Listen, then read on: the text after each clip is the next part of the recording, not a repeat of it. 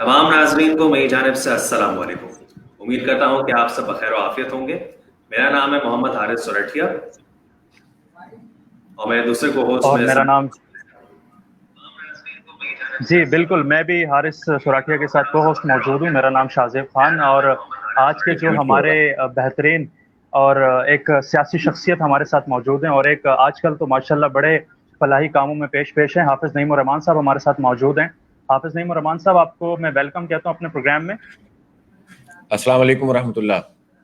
वालेकुम अस्सलाम। हाफ़िज़ साहब, सबसे पहले मैं आपसे ये जानना चाहूँगा कि इस मुख्तलिफ नौइयत के रमज़ान को आप कैसे देखते हैं?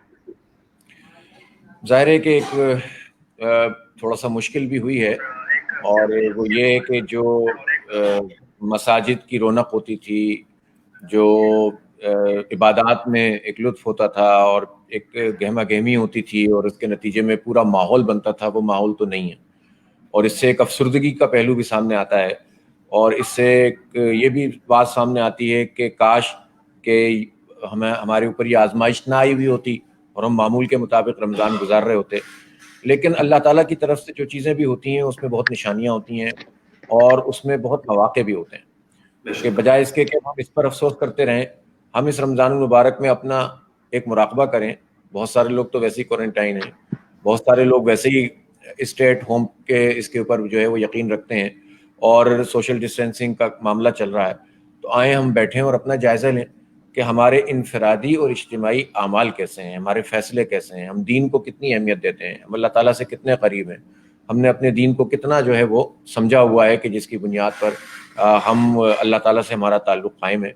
तो ये अगर हम ठीक से जायज़ा ले लें और फिर अपनी इबादत को असर नो ठीक रखें, मुताला करें, पढ़ें दीन के बारे में, तो इंशाअल्लाह ये रमज़ान हमारे लिए और ज़्यादा मुफीद बन सकता है। तो यही सोचकर मेरा ख़्याल है कि हम ये और फिर इसमें खिदमत का काम भी जारी रखें कि जो हालात हैं इसमें बंदगान खुदा की मदद भी करें। तो इंशाअल्लाह अल्लाह ताला की रहमतें तो हर वक्त मौजूद होती हैं और इस रमज़ान में भी हमें मिलेंगी इंशाअल्लाह। बिल्कुल दुरुस्त कह रहे हैं। और हाफ़िज़ साहब, जिस तरह से आपने बिल्कुल खूब कहा कि एक आजमाइश का लम्हा भी है और हमारे पास अपॉर्चुनिटीज़ भी हैं कि खिदमत का जज्बा जो है वो भी नज़र आता है। जिस तरह से हम देखते हैं कि आपके अल-खिदमत इदारे के हवाले से मैं बात करना चाहूँगा कि बहुत नुमायाँ रही वो इस तमाम तर फलाही कामों में, तो आप क्या कहना चाहेंगे उस पर ज़रा रोशनी डालें? देखें, अल-खिदमत एक बहुत पुराना इदारा है, जो आप जानते हैं कि सबसे पहले ये जमात इस्लामी जब कायम हुई थी और फिर ये मुल्क बना, तो जमात इस्लामी की जो दो तीन बुनियादी बातें हैं, एक तो ये कि जमात इस्लामी चाहती है कि मुल्क में एक इस्लाम का सिस्टम कायम हो, और इस्लाम के सिस्टम का मतलब है कि मईशत, तिजारत, कानून, अदालत सब अल्लाह के हुक्म के ताबे हो, ताकि हमें अदल मिले, इंसाफ मिले। दूसरी बात ये कि ये काम करने के लिए लोगों की जहन साजी हमें करनी होगी। फिर जमात इस्लामी ने बुनियादी चीज़ें जो हमने तय किया कि हमें काम कैसे करना है, तो उनमें एक बहुत बुनियादी चीज़ खिदमत खल्क़ का काम था।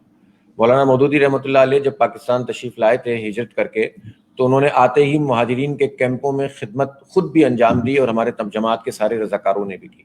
लोगों की ग़िलाज़तें तक अपने हाथ से वो उठाते थे, इतने नफीस इंसान थे वो।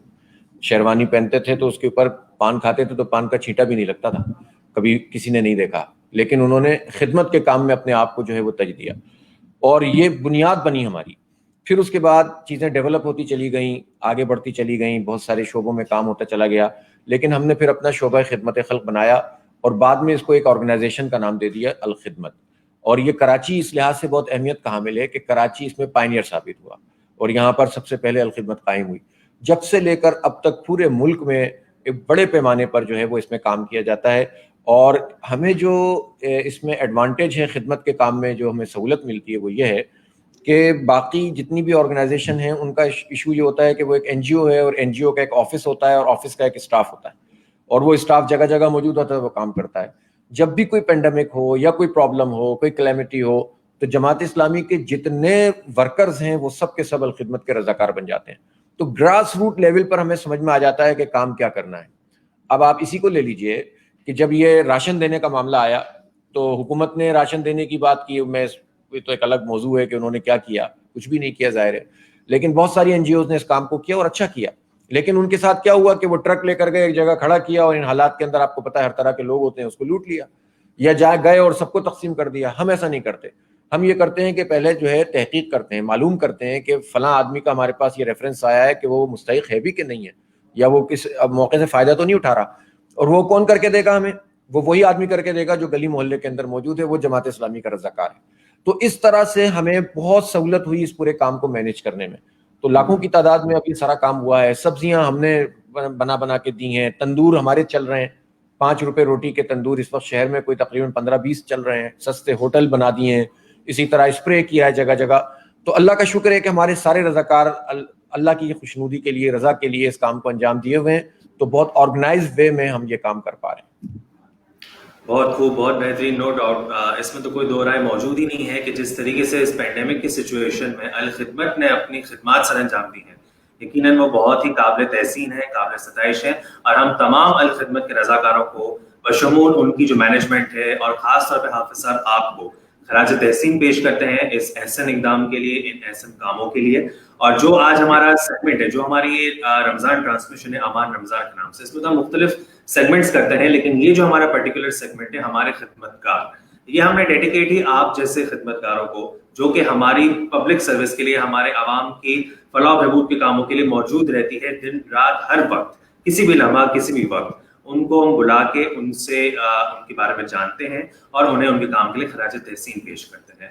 تو حافظ صاحب, میں تھوڑا سا اب جو ہے وہ آپ سے یہ جاننا چاہوں گا کہ الخدمت نے اس وقت جتنا بھی کام کیا, تو اس میں آپ تھوڑا سا اسٹیٹسٹکس ہمیں بتائیں کہ کتنا راشن جو ہے وہ بانٹا گیا, کتنے گھرانوں کو فیسلیٹیٹ کیا گیا. اس حوالے سے تھوڑا سا عوام کو اور ہم سب کو آگاہ کیجیے تاکہ ہمیں معلوم ہو سکے کہ الخدمت نے کتنا کام کیا ہے. اچھا دیکھیں, جہاں تک راشن کا تعلق ہے, ہمارا اندازہ یہ ہے کہ اب جو فگر ہماری تقریباً یہ جا رہی ہے تقریباً 2 لاکھ, تو کم از کم ہم یہ کام کر چکے ہیں. اور ہوا یہ تھا کہ ہم نے جیسے یہ سلسلہ شروع ہوا تو ہم نے اپنے جتنے بھی مقامی جماعت کے حلقے ہوتے ہیں, ہمارا ایک تنظیم کا نظام ہے, ہماری کراچی ایک تنظیم ہے, پھر اس کے بعد جو ہے وہ 10 ہم نے ڈسٹرکٹ اپنے تنظیمی بنائے ہوئے اپنی سہولت کے اعتبار سے, پھر ان کے نیچے ہمارے ایریاز ہوتے ہیں جو ہم نے بانٹے ہوئے ہیں. تو ہمارے تقریباً 90 ایریاز ہیں اور پھر ان کے سب یونٹس ہیں وہ جو 500-600 کی تعداد میں. ان سب کو ہم نے سنکرونائز کیا اور اپنے جو ایریاز سے, علاقہ جنہیں ہم کہتے ہیں, ان کو کہا کہ آپ فنڈ جمع بھی کریں اور خرچ بھی کریں, صرف مانیٹرنگ ہمارے جو ڈسٹرکٹس ہیں وہ کریں گے تاکہ حساب کتاب پراپر طریقے سے ہو سکے. تو انہوں نے لوگوں سے چندہ جمع کرنا شروع کیا, لوگوں سے گھروں پہ بھی اپیل کی, پھر ہم نے سینٹرل کیمپین بھی بنائی. تو اس طرح یہ فنڈز آنا شروع ہوئے اور آتے گئے اور جاتے گئے, ہم اپنے پاس نہیں رکھتے. تو یہ بہت بڑی تعداد میں, میرا خیال ہے, اندازہ یہ ہے کہ اس وقت کراچی کے اندر کوئی 30-40 کروڑ روپے کا تو کام جو ہے کم از کم ہو چکا ہوگا جو راشن ہوا ہے. اچھا, راشن صرف راشن نہیں ہے بلکہ ایسا بھی ہوا ہے کہ پھر ہم نے آٹے کی بوریاں ہیں تو وہ الگ سے دے دی, کہ کچھ لوگوں کے لیے ہم یہ ضروری سمجھتے تھے کہ پورا راشن بھی نہیں ہوتا تو 10 کلو 20 کلو آٹا دے دیں. کچھ لوگوں کے لیے لوگوں نے سمجھا کہ یار سبزیاں جو ہیں ان کا بڑا مسئلہ ہے, تو سبزی منڈی میں ہمارے لوگ گئے, مختلف ایریاز کے لوگ, اور انہوں نے وہاں سے سستی سبزی لی. اور پھر اس سے ہمیں ایک اور بھی اندازہ ہوا کہ کتنے مارجنز ہوتے ہیں درمیان میں, کہ 10 روپے کی چیز جو ہے وہ 50 روپے میں مل رہی ہوتی ہے. تو یہ خود ہمارے ایک سسٹم کا بھی ایکسپوز ہمارے سامنے ہوا کہ یار یہ تو بہت بڑا ایک سلسلہ ہے. تو سستی سبزی جو ہے وہ لوگوں کو, سستی کیا بلکہ فری سبزی دی اس وقت راشن کے موقع پر, پیکٹ بنا کے. اسی طرح پھر ابھی کچھ لوگوں نے بچت بازار لگائے ہوئے ہیں. آپ گلشن معمار جائیں گے تو وہاں آپ کو بچت بازار ملے گا کہ جہاں پر لوگوں کو کم نرخ کے اندر پیسے وہ دے رہے ہیں. ہمارے ایک ایریا نے یہ کیا کہ اس نے آن لائن سروس شروع کی ہے کہ آپ کو جو ہے وہ اتنے رقم کے اندر آپ بتائیں گے, ہم آپ کو چیک کریں گے اور اس کے بعد جو ہے وہ آپ کو سبسڈائز ریٹ کے اندر راشن گھر جا کے پہنچائیں گے. کچھ لوگوں نے ہمارے ہاں اس بات کو طے کیا کہ یار اہل خیر سے بات کی کہ جو تندور موجود ہے پہلے سے, ان سے بات کر کے اور یہ کہا کہ بھئی جو روٹی 10 روپے کی یا 12 روپے کی ملتی ہے اب ہم وہ 5 روپے کی آپ کو فراہم کریں گے, اور اس کے درمیان کے جو 3-4 روپے کی لاگت ہے 5 روپے ہیں وہ ہم سبسڈائز کرتے ہیں. اور بہت اہل خیر ہوتے ہیں جو اس میں تعاون کرتے ہیں. اس کا فائدہ کیا ہے, دیکھیں بہت سارے لوگ ہیں جو مفت میں نہیں لینا, لیکن سبسڈائز ریٹ پہ جو ہم کرتے ہیں تو سفید پوش لوگوں کا بھرم رہ جاتا ہے. تو اس کے نتیجے میں تو یہ جگہ جگہ یہ تندور موجود ہے. اسی طرح سے بہت بڑا کام جو اس وقت کیا وہ یہ کہ ہاسپٹلس میں جا کے اور کلینکس میں جا کے ہمارے لوگوں نے پی پی ایز فراہم کیا. آپ کو پتا ہے شروع میں تو کسی کے پاس کچھ تھا ہی نہیں, تو وہ جا کے میں نے خود بھی دی اور ہماری پوری ٹیم نے دی, اور بڑا تھینک فل ہوئے ہمارا جو پیرامیڈیکل اسٹاف اور ڈاکٹرز, خاص طور پہ جو ہمارے فرنٹ لائن لیڈرز ہیں اس پوری کیمپین میں, وہ ہم نے کام کیا. پھر کوئی جگہ ہم نے نہیں چھوڑی جہاں پر ڈس انفیکٹ کرنے کے لیے اسپرے نہ کیا ہو. تمام مساجد, میرا نہیں خیال ہے کہ کوئی مسجد بھی شہر کراچی کی ایسی ہوگی کہ جس کو الخدمت کے رضاکاروں نے چھوڑا ہوگا. سب جگہ جا کر کئی بار اسپرے کیا ہے. پھر کوئی مندر نہیں چھوڑا, کوئی گرجا نہیں چھوڑا, کوئی جو ہے وہ پولیس اسٹیشن, سرکار کی عمارات ہیں, اور اسی طرح سے انڈسٹریز میں ہم نے جو ہے وہ لوگوں کی ریکویسٹ پہ یہ کام کیا. اسی طرح سے جو ہے وہ جو جگہ ہمیں ملتی رہی ہم نے جا کر جو اس کام کو انجام دیا. اس کو نہیں دیکھا کہ کسی کا مذہب کیا ہے اور کسی کو انسان ہونے کے ناطے اللہ تعالیٰ نے سب کو برابر بنایا. اگر مصیبت ہے تو سب انسانوں کے اوپر ہے. اس میں ہم یہ نہیں دیکھیں گے کہ مسلمان کو کرنا ہے کہ غیر مسلم کو کرنا ہے, اور اس میں یہ بھی نہیں دیکھیں گے کہ دیوبندی کے پاس جانا ہے کہ بریلوی کے پاس جانا ہے, شیعہ کے پاس جانا ہے کہ سنی. بہت خوب. کوئی امام بارگاہ نہیں چھوڑی. تو الحمدللہ یہ جو کام تھا وہ بہت زبردست طریقے سے. پھر پکا پکایا کھانا آج بھی ہزاروں کی تعداد میں روز لوگوں کو فراہم کیا جاتا ہے. آپ کو پتا ہے کہ ہم روزانہ تقریباً 2000 kg جو چکن ہے وہ مختلف لوگوں کو فراہم کرتے ہیں اس وقت. اور اسی طرح سے جو ہے وہ کئی مخیر حضرات نے ہمیں ڈونیٹ کیا ہوا ہے. گائے آتی ہیں, ان کو ذبح کر کے ان کا گوشت بھی تقسیم کیا جا رہا ہے کہ تاکہ ان حالات میں اندر کوئی رمضان بھی ہے کوئی بھوکا بھی نہ ہو. اب رمضان کی پوری پلاننگ ہوئی ہوئی, یہ کام چل رہا ہے. عید گفٹ اسکیمیں بن رہی ہیں, بچوں کے کپڑے. ہمیں معلوم ہے کہ یہ تو کورونا وائرس کا مسئلہ ہے, لیکن بہت سارے گھرانے, لاکھوں گھرانے ایسے ہوں گے اس شہر کراچی میں کہ جن میں بچوں کے کپڑے صرف عید اور بقرعید پہ بنتے ہیں اور بعض کے وہ بھی نہیں بن پاتے. تو یہ کام بھی ظاہر ہے اہل خیر کے تعاون سے ہم کرتے ہیں. درست. یہ بات ضرور ہے, بار بار اس بات کا خیال آتا ہے کہ ایک NGO, ایک جماعت اس کام کو انجام دے رہی ہے, اور ایمانداری سے جب ہم کام کرتے ہیں تو کتنے سارے لوگوں کو ایڈریس کرتے ہیں, لیکن معاشرہ تو لوگ تو بہت زیادہ ہیں. اصل کام یہ حکومت کا ہے, اصل کام یہ اسٹیٹ کا ہے. اسٹیٹ کام کر رہی ہو تو یہ سب چیزیں جو ہے وہ اس کو سپلیمنٹ یعنی کمپلیمنٹ کرتی ہیں, آگے بڑھاتی ہیں, اضافی ہوتی ہیں. اسٹیٹ کام نہ کر رہی ہو تو پھر یہ NGOs کا کام جتنا بھی ہو جائے وہ بہت محدود ہوگا. تو یہ ایک بہت بڑا میسج ہے جو ہمیں اس پورے ریلیف کے کام سے ملا ہے. اور نہ صرف یہ میسج بلکہ جس طریقے سے آپ نے ساری بات ابھی ایڈریس کی حافظ صاحب, تو اس میں جو سب سے اچھی بات یا جو سب سے متاثر کن بات ہے وہ یہ ہے کہ انٹرفیتھ ہارمونی کا جس طریقے سے کانسیپٹ جماعت اسلامی نے اس وقت دیا, جس طریقے سے الخدمت نے دیا, میں نہیں سمجھتا کہ اور کسی آرگنائزیشن نے, نو ڈاؤٹ دوسری آرگنائزیشن سے بھی بہت زبردست کام کیا اور سبھی بلا تفریق اس وقت کام کر رہے ہیں, لیکن جماعت اسلامی ہمیں بہت فور فرنٹ پہ نظر آئی, الخدمت بہت فور فرنٹ پہ نظر آئی. تو جیسا کہ آپ نے حکومت کا ذکر کیا کہ حکومتی, کیونکہ ظاہر ہے یہ تمام معاملات تو حکومت کے ہی ہیں, اسٹیٹ کے ہی ہیں جنہیں انہیں دیکھنا چاہیے, لیکن بدقسمتی سے ہمارے یہاں پہ حکومتیں ان معاملات پہ ایڈریس نہیں کرتی اور نہ ہی نظر ثانی کرتی ہیں. اور تو حکومت کی طرف سے آپ کو کتنا تعاون ملا, چاہے وہ سندھ حکومت ہو یا وفاقی حکومت ہو, کتنا آپ کو الخدمت کو, جماعت اسلامی کو آپ ان کاموں میں جو ہے وہ تعاون حاصل رہا, اس کے بارے میں تھوڑا ہمیں آگاہ کیجیے. اچھا, بات میں بالکل صاف صاف کہنا چاہتا ہوں کہ نہ ہمیں کسی کی مخالفت میں اتنا شدید ہونا چاہیے کہ حقائق چھپائیں, اور نہ کسی کی محبت میں اتنا فریفتہ ہونا چاہیے کہ جس کے نتیجے میں آپ اس کی غلط بات کو بھی بیان نہ کریں. جب یہ کورونا کا معاملہ آیا تو سندھ حکومت نے انیشیٹو لیا, مراد علی شاہ صاحب نے, اور اس انیشیٹو پر سب سے پہلے جماعت اسلامی نے ان کو سپورٹ کیا. مطلب سراج الحق صاحب نے, جو ہمارے امیر جماعت اسلامی پاکستان ہے, بلاول صاحب کو فون کیا کہ یار اختلاف تو سارے اپنی جگہ, لیکن اس وقت اگر سندھ حکومت جو کام بھی کرے گی جماعت اسلامی آپ کے ساتھ کھڑی ہے. انہوں نے اس کو ایڈمائر بھی کیا, ایکنالج بھی کیا.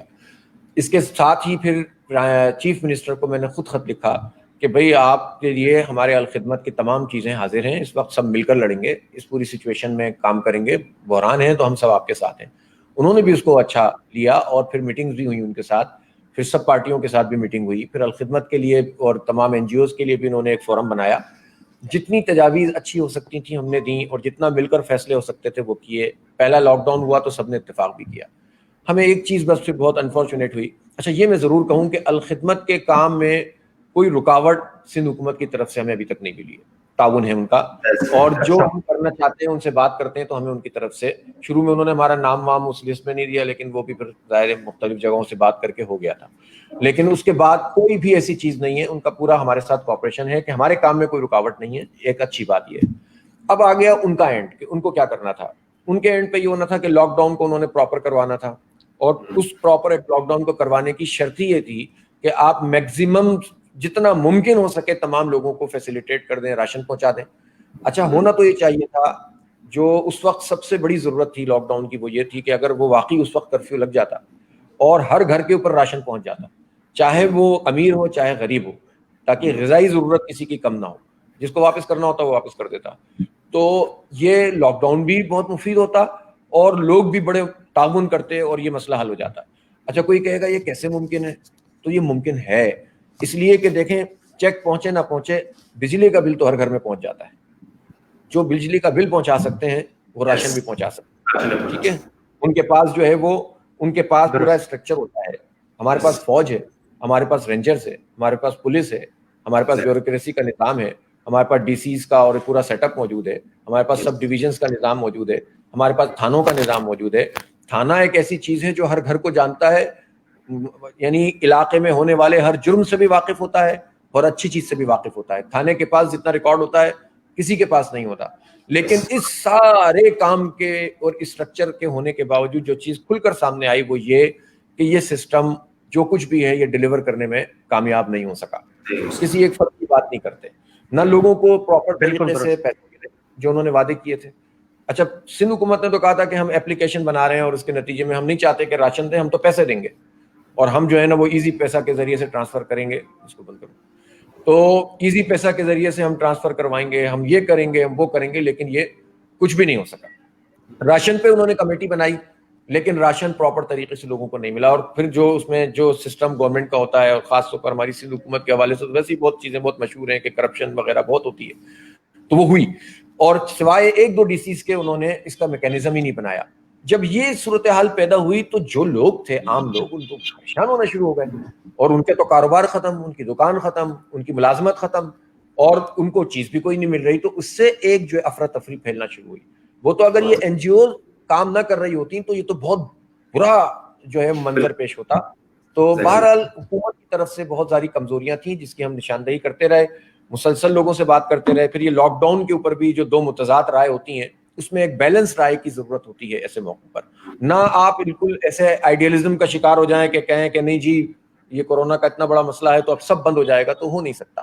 اور نہ آپ اتنا چھوڑ دیں کہ جس کا جو مرضی آئے کرتا رہے. ایس او پیز کو فالو کروانا بھی گورنمنٹ کی ذمہ داری ہوتی ہے, ان کے پاس قوت نافذہ ہوتی ہے.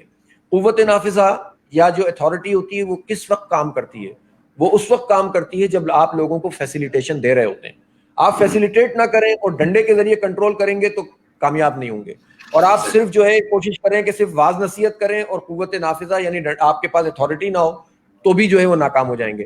دونوں چیزیں کرنی پڑتی ہیں, لوگوں کو سہولت بھی دینی پڑتی ہے اور پھر اپنی اتھارٹی کو منوانا بھی پڑتا ہے. آپ یہ کام شروع کریں, لوگ تعاون کرنا شروع کر دیتے ہیں. جس چیز میں یہ کام ہوا, مسجد کے حوالے سے بہت شور اٹھا, لیکن مسجد کے اوپر جب ایک چیز بن گئی تو سب سے زیادہ ایس او پیز کو جو فالو کیا گیا ہے سوشل ڈسٹینسنگ کو, وہ مسجدوں نے کیا اور لوگوں کو بتا دیا کہ دیکھو تم کتنا بھی بدنام کر لو لیکن ہمارا مذہبی طبقہ اور مذہبی فرد جو مسجد میں نماز پڑھنا چاہتا ہے, مذہبی طبقے کا مطلب صرف مولوی صاحب نہیں ہوتے. ہمارے ہاں معاشرے میں الحمدللہ مذہب سے تعلق رکھنے والے اور محبت کرنے والے لوگ بہت بڑی اکثریت میں, نان پریکٹسنگ بھی ہوں تب بھی بہت بڑی اکثریت میں. تو کہنے کا مقصد یہ ہے کہ فالو ہوا, لیکن جہاں فالو نہیں ہوا وہاں احساس پروگرام میں فالو نہیں ہوا, وہاں حکومتی اداروں کے اندر فالو نہیں ہوا. جہاں پر جو ہے اس کے نتیجے میں پھر لوگ کہتے ہیں کہ یار یہ ڈرامہ کر رہے ہیں ہمارے ساتھ. تو ایک بیلنس چیز کرنے کی ضرورت ہے. آگے چل کر میں آپ کو یہ بھی بتاؤں گا کہ یہ جو لاک ڈاؤن کے حوالے سے جو معاشی اثر پڑا ہے لوگوں پر, تو اس کے لیے ہم نے جو بات کی, ظاہر ہے کہ احتجاج بھی کیا, گفتگو بھی کی, تاجروں کے ساتھ رابطہ بھی کیا اور بالآخر ایک جزوی طور پر اب یہ لاک ڈاؤن کھلنا شروع بھی ہو گیا ہے. یقینی طور پر حافظ صاحب آپ سے ان تمام تر معاملات پر گفتگو کا سلسلہ جاری رہے گا. میں آپ سے اب یہ جاننا چاہوں گا کہ آپ کے سیاسی سفر کے آغاز کے بارے میں ہم جاننا چاہیں گے کہ آپ کے یہ سیاسی اور سماجی جتنے بھی کام ہیں ہم جاننا چاہیں گے کہ اس کا آغاز کس طرح سے ہوا. ظاہر ہے آپ بھی شہر کراچی میں پلے بڑھے, یہیں سے تعلیم حاصل کی اور ماشاءاللہ آپ انجینئر بنے. تو اس کے بعد جماعت اسلامی کا انتخاب کیوں کیا؟ کیا ایک واحد وجہ تھی کہ آپ نے جماعت اسلامی کے پلیٹ فارم سے اپنے ان تمام تر کاموں کا آغاز کیا؟ وہ اپنے دیکھنے والوں کو ذرا بتائیں. اچھا, یہ بہت اچھی بات ہے. میں جب طالب علم تھا, میں نے میری پیدائش جو ہے وہ حیدرآباد سندھ کی ہے اور وہاں سے میں نے میٹریکولیشن کیا ہے. وہاں کا ایک اسکول تھا علامہ اقبال ہائی اسکول, اور مجھے اپنے اس اسکول کے اوپر آج بھی بہت فخر ہے. اور وہ اسکول اپنے تعلیم کے اعتبار سے وہ نیشنلائز ہو گیا تھا بھٹو صاحب کے زمانے میں, تعلیم کے اعتبار سے بھی بہت اچھا تھا. لیکن اس کا مطلب آج سے 5-7 سال پہلے تو وہی چھپڑ پڑے ہوئے تھے جس طرح ہم لوگ پڑھتے تھے تو پڑے ہوئے تھے. لیکن بہرحال وہ اسکول بہت اچھا تھا. میٹرک کے بعد ہم لوگ, ہماری فیملی شفٹ ہو گئی کراچی میں, تو میں نے یہاں پاکستان شپ آنرز کالج سے انٹرمیڈیٹ کیا اور اس کے بعد این ای ڈی یونیورسٹی میں میرا ایڈمیشن ہو گیا. اسلامی جمعیت طلبہ سے میرا تعلق ہوا ہمارے کالج میں, اور ہمارے محلے کے کچھ دوست تھے جو ہم سے رابطہ کرتے تھے, اور ان کا طریقہ یہی ہوتا تھا کہ وہ ہمیں دین کی باتیں سمجھاتے تھے. ان کے اسٹڈی سرکل ہوتے تھے کالج میں, حالانکہ اس وقت بڑے حالات اچھے نہیں تھے کراچی کے, آپ کو یاد ہوگا کہ وہ زمانہ تھا. پتہ نہیں آپ میں سے کس کو یاد ہوگا, اب میں کس کی عمر پوچھوں تو سمجھ جو نہیں وہ ہوگا, لیکن یہ ہے کہ یہ 1987 کی بات ہے, جب ہنگامے بھی بہت زیادہ تھے اور تشدد بھی بہت زیادہ تھا, اور اس وقت کسی بھی ایسی پارٹی جو کسی ایک فلو والی پارٹی کے اگینسٹ میں کھڑی ہوئی ہو, اس کا سروائیو کرنا بہت مشکل تھا. لیکن یہ اللہ کی توفیق تھی کہ کیونکہ ہم اسلامی جمعیت طلبہ میں اس لیے شامل ہوئے تھے کہ ہمیں اس کے نظریے سے ایک کنونس ہوئے تھے, اور ہم نے مولانا مودودی رحمۃ اللہ علیہ کے لٹریچر کو پڑھا تھا.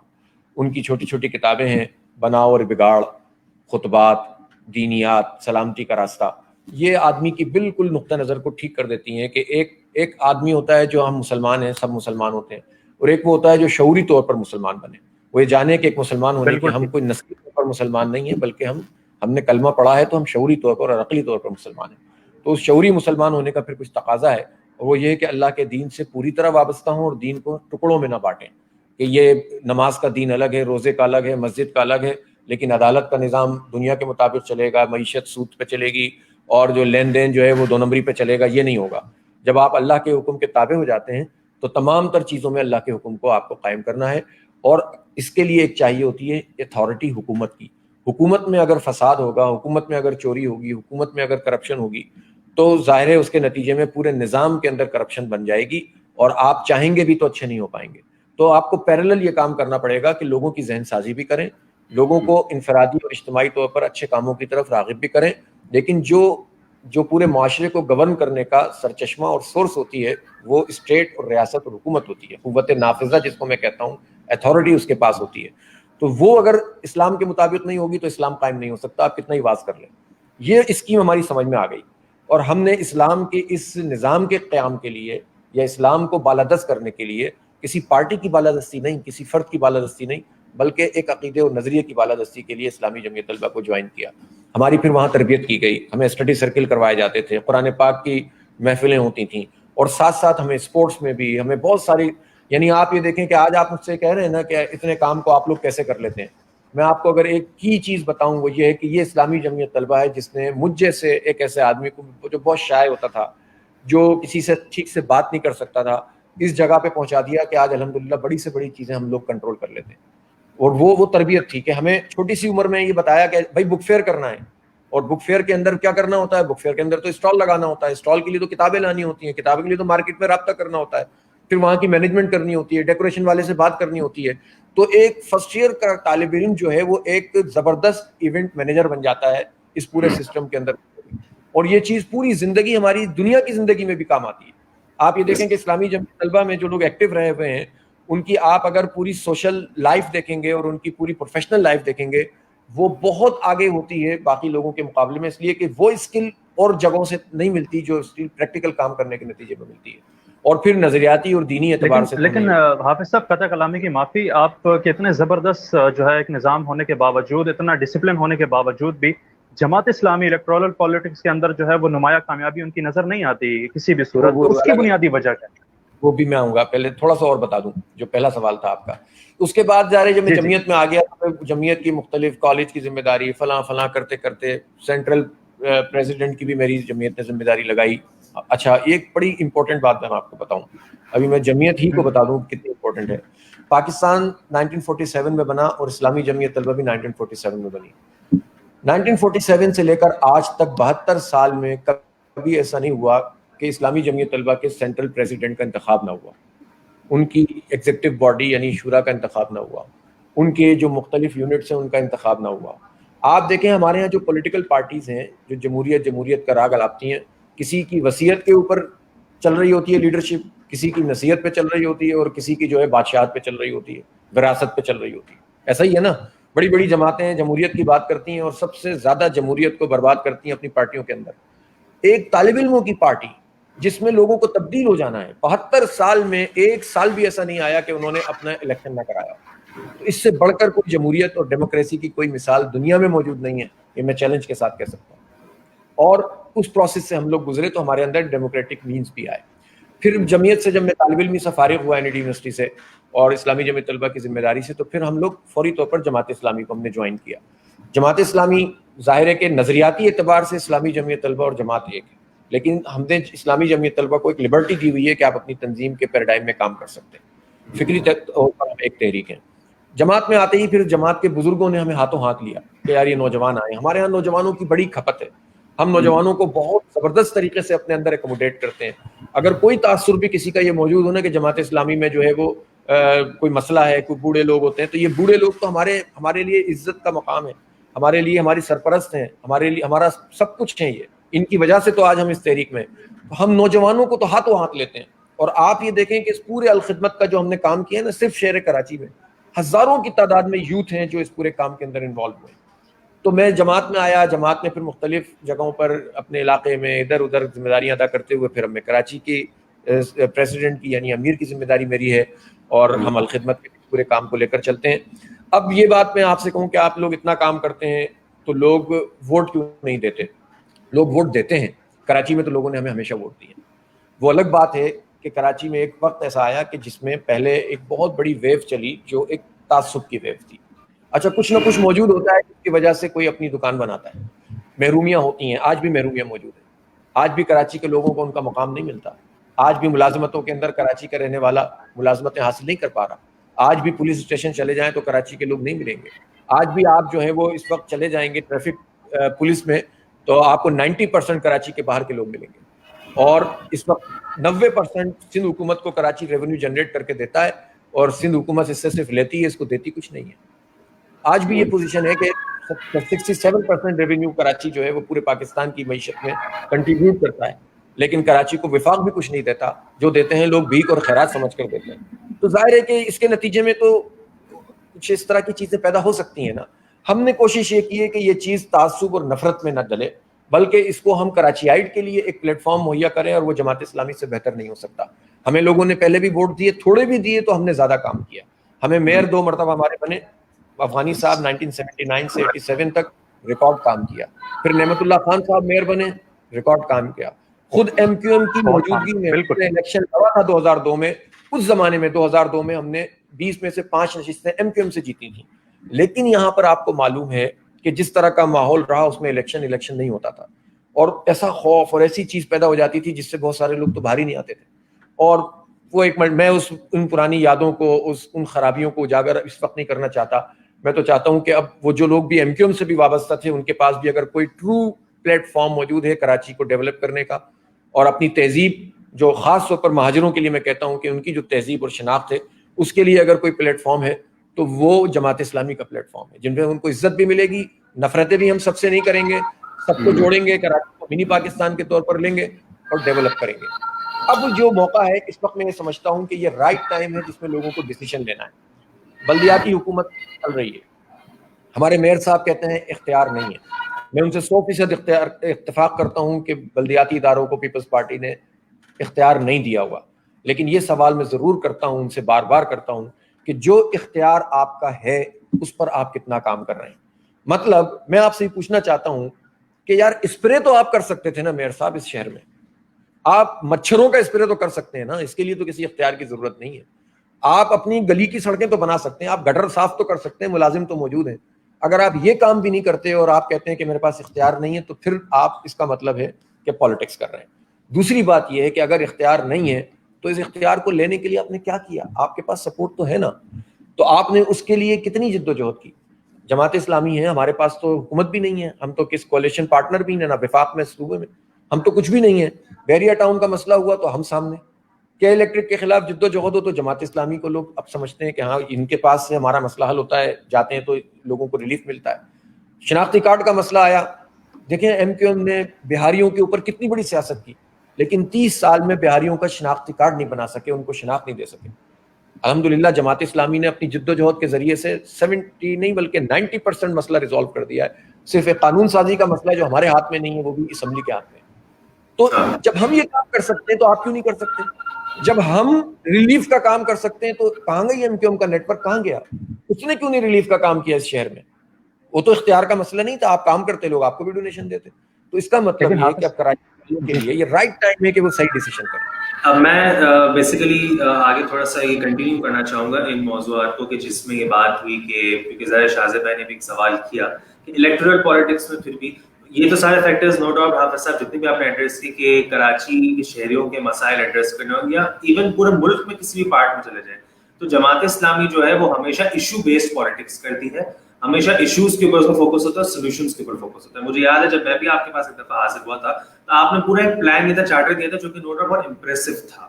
لیکن تھوڑا سا میں آپ سے اس سلسلے میں یہ سوال پوچھنا چاہوں گا, اور تھوڑا سا میں آؤٹ آف دا کنٹری بھی دیکھنا چاہوں گا. ایک تو پہلی بات کہ صرف ابھی کراچی کی بات ہوئی, تو میں تھوڑا سا پورے ملک کے ڈومین کی بات کروں گا, پھر میں ذرا جاؤں گا ترکی کی طرف اور ایجپٹ کی طرف, ٹھیک ہے, یعنی کہ مصر کی طرف.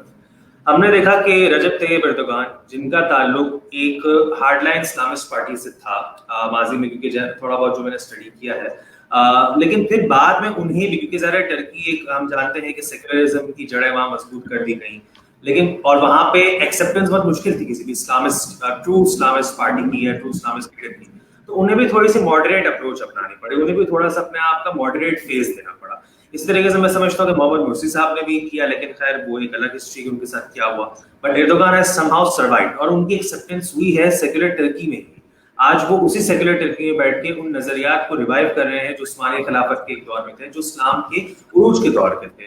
تو میں اسی بات سے جوڑ کے یہ پوچھنا چاہوں گا کہ کیوں جماعت اسلامی, جبکہ وہ ایشو بیسڈ پالیٹکس کرتی ہے, جبکہ عوام کے مسائل کے لیے وہ ہمیشہ کھڑی ہوتی ہے, تو کیا وہ فیکٹرز ہیں کہ جس کی وجہ سے وہ عوام میں ایکسیپٹنس نہیں کروا پاتی اپنی عوام, کیونکہ اکثر عوام کی طرف سے یہ بات آتی ہے کہ وہ ہارڈ لائنرز ہیں, فنڈامنٹلسٹ ہیں, تو کیوں ایسا امیج کیا اور کس طریقے سے اس کو بہتر کیا جا سکتا ہے, تھوڑا سا اس پہ روشنی ڈالیں پلیز. اچھا دیکھیں, اپنے نظریات میں ہارڈ لائنر ہونے میں تو کوئی حرج نہیں ہے, وہ تو اردگان جتنا ہے سب جانتے ہیں, اور ہم بھی جتنے ہیں, اور ہمیں ہونا چاہیے. یعنی ہم اپنے دین پر تو کوئی کمپرومائز نہیں کریں گے نا, اپنے عقیدے پہ تو کوئی کمپرومائز نہیں کریں گے, لیکن معروضی حالات کے تحت جو تمدن ہوتا ہے, جو ثقافت ہوتی ہے, اور جو حالات ہوتے ہیں اس کے مطابق اگر کوئی پارٹی پاکستان میں بھی سب سے زیادہ ماڈریٹ طریقے سے اسلام کو پیش کرتی ہے تو وہ جماعت اسلامی. لیکن ہم تو نہیں حلیے کے اوپر جاتے, ہم تو پینٹ شرٹ بھی پہنتے ہیں, کوٹ بھی پہنتے ہیں, ٹائی بھی لگاتے ہیں ہمارے لوگ, اور شلوار قمیض بھی پہنتے ہیں, داڑھی رکھتے بھی ہیں اور نہیں بھی رکھتے ہیں, جو رکھ لے اس کا بھی بھلا, جو نہ رکھے اللہ تعالیٰ توفیق دے. امامہ بھی پہنتے ہیں, ہمارا علماء ونگ بھی ہے اور ہمارا وکلا ونگ بھی ہے, ہمارے ڈاکٹرز بھی ہیں پیما جماعت اسلامی کے, پاکستان اسلامک میڈیکل ایسوسیشن, اور ہمارا انجینئرز فورم بھی ہے, ہماری اسلامی جمعیت طلبہ بھی ہے, اور ہماری الخدمت بھی ہے. تو ماڈریٹ ہونا اگر ان معنوں میں آپ کہتے ہیں کہ جس میں آپ کو یہ لگے کہ ہم کوئی وضاقتہ کی پارٹی نہیں ہے, ہم ایک مذہب کو کسی ایک ڈبے میں بند کرنے والی یا حلیے میں بند کرنے والی پارٹی نہیں ہے, تو بالکل ٹرو جماعت اسلامی تو اس پر بلیو ہی نہیں کرتی کہ اسلام حلیے کا نام نہیں ہے. حلیہ اس میں ایک بہت چھوٹا پارٹ ہے. اسلام جو ہے وہ ایک سسٹم کا نام ہے, اور اسلام ایک ریلیجن کے سسٹم کا نام ہے, ایک اور انصاف کے سسٹم کا نام ہے, اور عدل کے سسٹم کا نام ہے. ٹھیک ہے, تو ہم اس کو لے کر چلتے ہیں. اب سوال یہ پیدا ہوتا ہے کہ یہاں دیکھیں ترکی اور پاکستان کے اگر آپ سماجی اور سیاسی اسٹرکچر کو دیکھیں گے نا, اس پہ آپ کو زمین آسمان کا فرق ملے گا. ترکی ایک قوم ہے, اس کی ایک ہزاروں سال کی ہسٹری ہے, کم از کم پچھلے تو اب تو ارطغرل دیکھ دیکھ کے لوگوں کو پتہ چلی گیا کہ کتنی بڑی جو ہے وہ ہسٹری ہے. ٹھیک ہے, ترکی میں فرقہ پرستی نہیں ہے, دیوبندی بریلوی کا جھگڑا نہیں ہے, شیعہ سنی کا فساد نہیں ہے, اہل حدیث والوں کی الگ دکان نہیں ہے, سب نے اپنے اپنے راجواڑے نہیں بنائے گئے.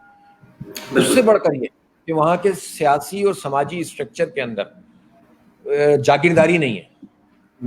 وہاں ٹرائبز ہیں ضرور, وہ ٹرائب بھی آہستہ آہستہ ڈیموکریٹک مینز میں آ کر اب ایک مین اسٹریم کا حصہ بن گئے, لیکن وہاں پر جو ہے وہ آواز کہاں سے یہ جو ہے وہ وہاں پر جو ہے نا وہ نہیں ہے, یعنی جاگیرداری نہیں ہے. ہمارے ملک کا مسئلہ بہت بڑا مسئلہ جاگیرداری ہے. ہمارے ہاں جاگیرداری کے نظام میں کیا ہوتا ہے, دیکھیں میں آپ کو بتاؤں. جاگیرداری کے نظام میں ہوتا یہ کہ گاؤں میں آپ چلے جائیں نا, تو اس میں آپ کو ایک وڈیرا ملے گا. بعض اوقات وہ وڈیرا بہت ایسا ہوتا ہے کہ ہمارے 120 گز میں رہنے والے آدمی سے بھی کمزور معاشی پوزیشن ہوتی ہے اس کی, لیکن وہ چھوٹا وڈیرا ایک بڑے وڈیرے کے ساتھ کنیکٹڈ ہوتا ہے. لیکن وہ 120 گز کی معاشی حالات رکھنے والا وڈیرا اس وقت جو ہے وہ اس گاؤں کا نعوذ باللہ خدا بنا ہوا ہوتا ہے. گاؤں کے لوگوں کی جو تمام تر چیزیں ہوتی ہیں نا اس کے ساتھ وابستہ ہوتی ہیں. وہ ان کو لڑواتا بھی ہے, ان کو چھڑواتا بھی ہے, وہ بند بھی کرواتا ہے تھانے کے اندر, اور ان کو چھڑواتا بھی ہے, ریلیز بھی کرواتا ہے.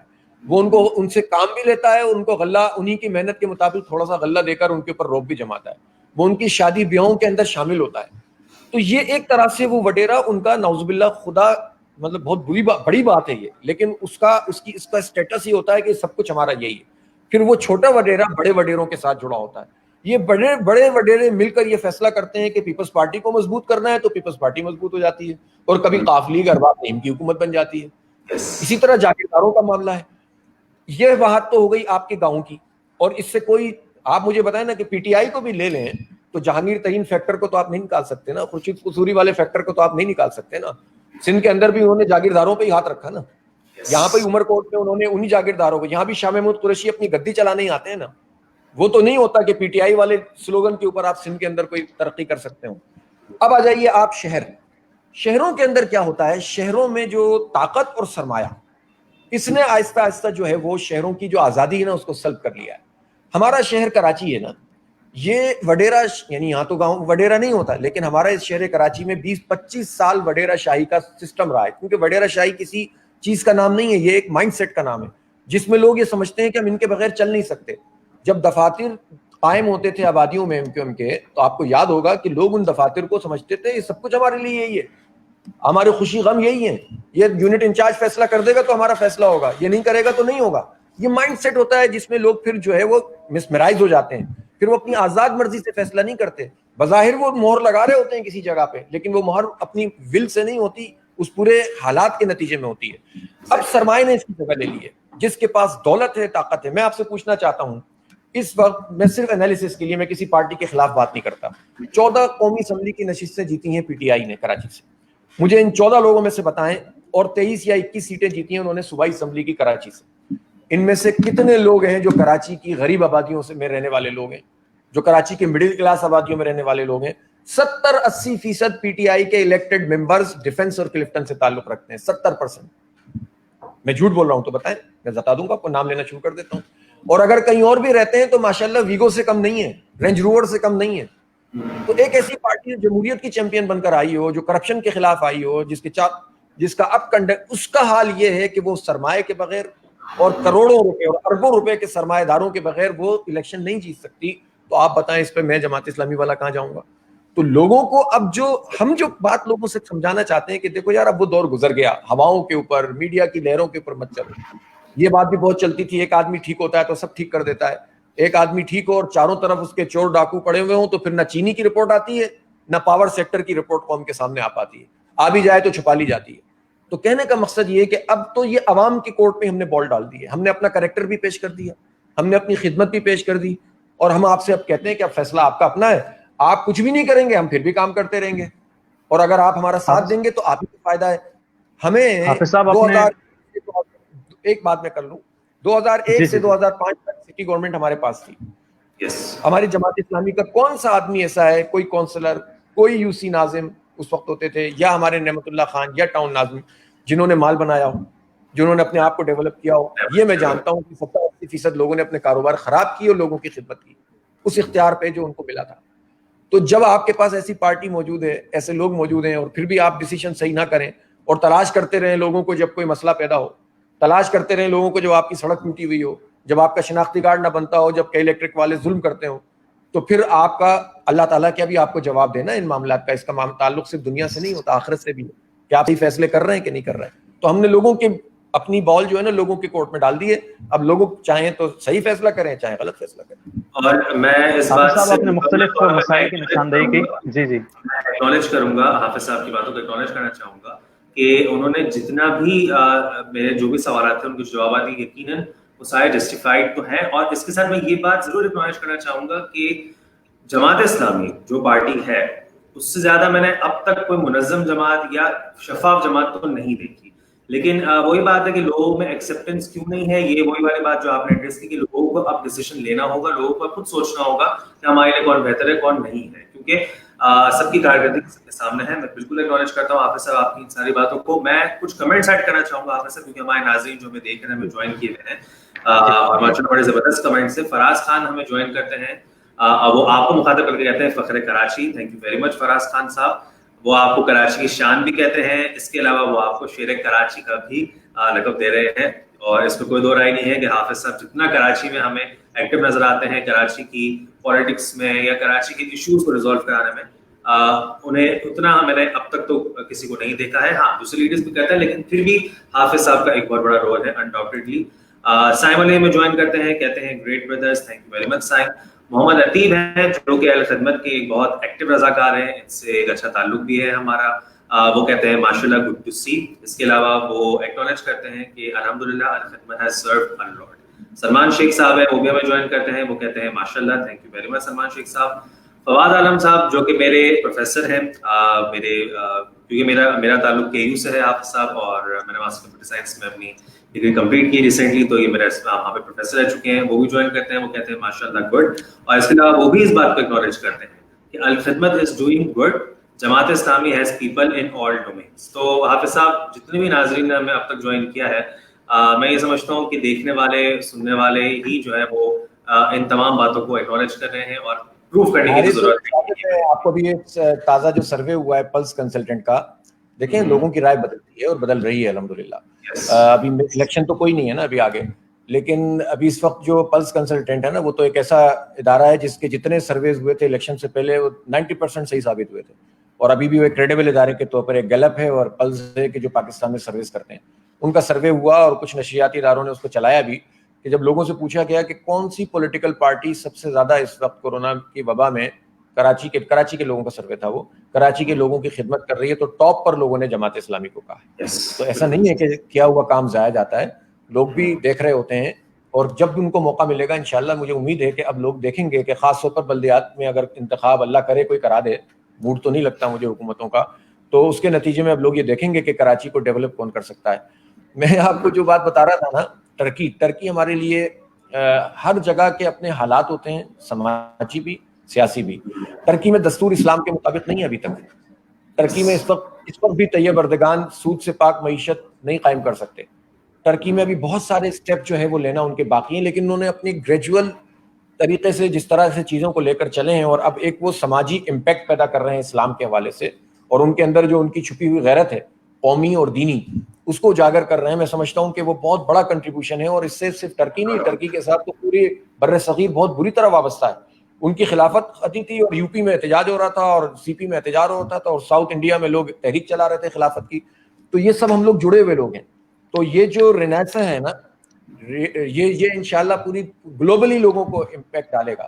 پاکستان کے حالات میں امپورٹنٹ ہے کہ پاکستان میں ہمارا آئین سیکولر نہیں ہے, اور یہ بھی جماعت اسلامی کا بہت بڑا کنٹریبیوشن ہے, اس علماء کو ملا کر کم از کم آئینی اعتبار سے پاکستان کو اسلامی بنایا ہے. اور اسی طرح سے یہاں جو سماجی مسئلے ہیں اپنی جگہ, لیکن اب شہری تمدن چونکہ بڑھتا چلا جا رہا ہے, اب کچھ اوپننگ بھی پیدا ہو رہی ہے, تو اب یہ وہ وقت ہے کہ جب لوگ بار بار کے تجربوں کے بعد اب صحیح رائے انشاءاللہ قائم کریں گے. مجھے امید ہے بہرحال صرف انتخاب سے بھی مسئلہ حل نہیں ہوگا, اس کے لیے ایک بہت بڑی انقلابی تحریک کو بھی اٹھانے کی ضرورت پڑے گی. انقلاب کا مطلب یہ نہیں ہوتا کہ مار دو اور توڑ دو, انقلاب کا مطلب انقلابی رجحانات پیدا کرنا ہے, کہ موجودہ نظام نہ دنیا کو کچھ دے پایا ہے نہ پاکستان کو کچھ دے پایا.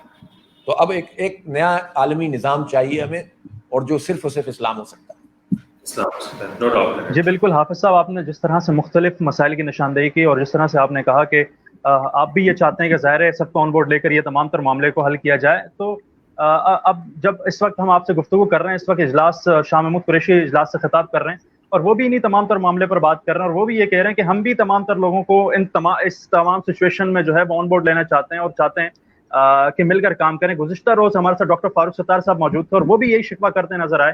تو ہمیں ہر طرف سے آوازیں یہی سنائی دیتی ہیں, مسائل بہت زیادہ ہیں, تو آخر کب ہمیں اس طرف رجحان ملے گا کہ تمام تر مسائل کی جو نشاندہی تمام سیاسی جماعتیں کرتے ہیں, ایک ساتھ مل کر بیٹھ کر آن بورڈ لیں تمام تر چیزوں کو, اور مسائل کے حل کی طرف آئیں؟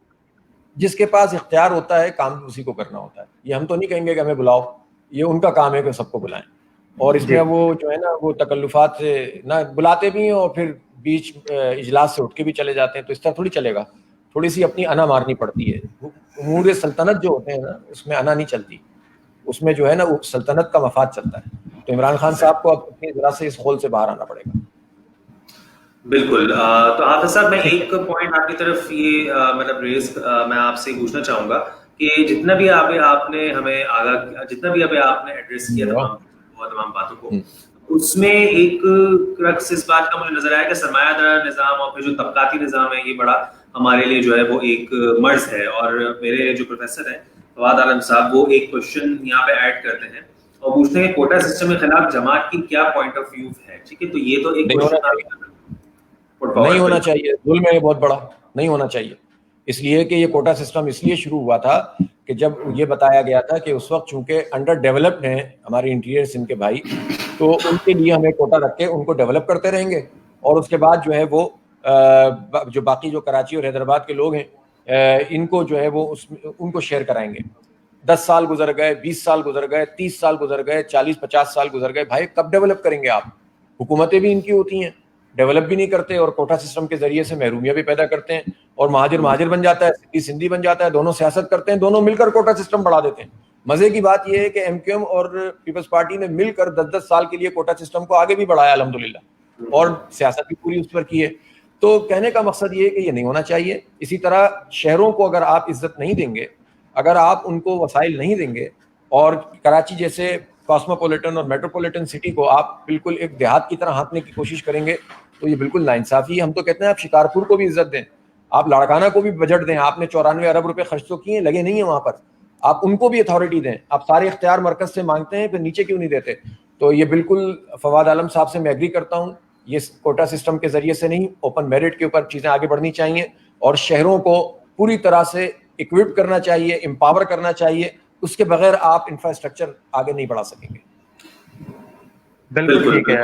حافظ صاحب میں آپ سے یہ جاننا چاہوں گا کہ کووڈ-19 کے حوالے سے ابھی جو یہ تمام تر معاملہ تھا، تاجروں کے احتجاج کے حوالے سے میں بات کرنا چاہوں گا کہ آج جس طرح سے کچھ دکانیں کھلنا شروع ہو گئی ہیں، تو آپ بھی اس احتجاج میں بڑا شانہ بشانہ نظر آئے ان کے ساتھ، تو کیا آپ کا موقف اس حوالے سے میں چاہوں گا، آپ کیا موقف ہے اور پہلے کیا موقف تھا، اس کی وضاحت چاہوں گا.